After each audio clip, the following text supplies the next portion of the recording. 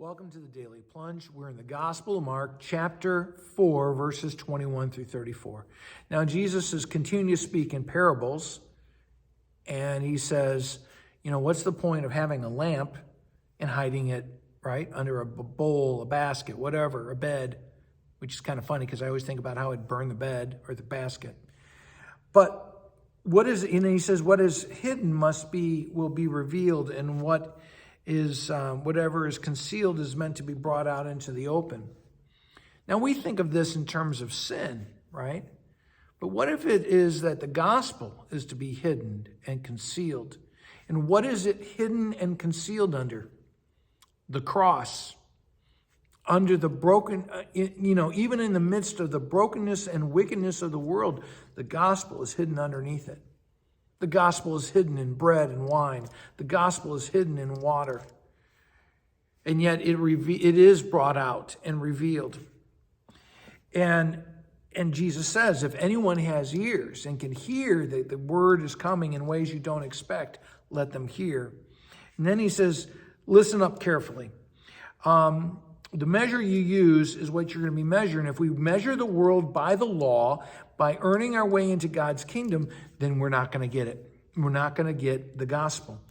And he says, whoever has will be given more. Whoever has the gospel will grow even more. But if you live by the law, if you think you understand God based on your perspectives, on earthly perspectives, what little things you have of God, even that will be stripped out of your hand.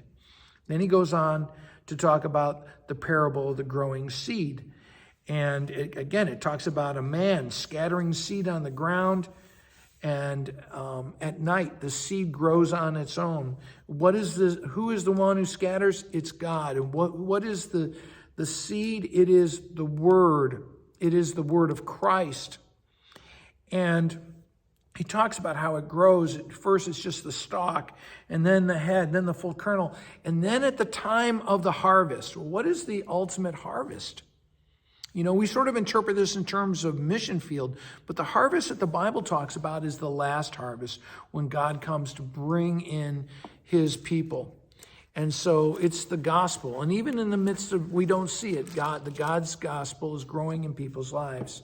Finally, we talk about the parable of the mustard seed. And again, we tend to interpret this in terms of the church, but what if instead we understood the seed to be the gospel? It is something that is insignificant, that the world thinks nothing of. And yet, that this word will grow to be the greatest of all. Not the church, but the word of God. And that is what produces such big branches. It goes on to say that Jesus, with many other parables, taught them so as much as they could understand, but they didn't understand a lot. He did not say anything to them without a parable, but to his disciples, he spoke directly. Here's the point. Jesus is not giving them 7 steps to make themselves better. He's not trying to help them with their own how-to manuals. Jesus is giving them the word. He's giving the disciples the word alone, and he speaks plainly to them. The gospel is straightforward. The parables really are not intended to give us the gospel straightforward. They confuse us because we interpret them in terms of the law. Well, that's all the time I have. Have a blessed day.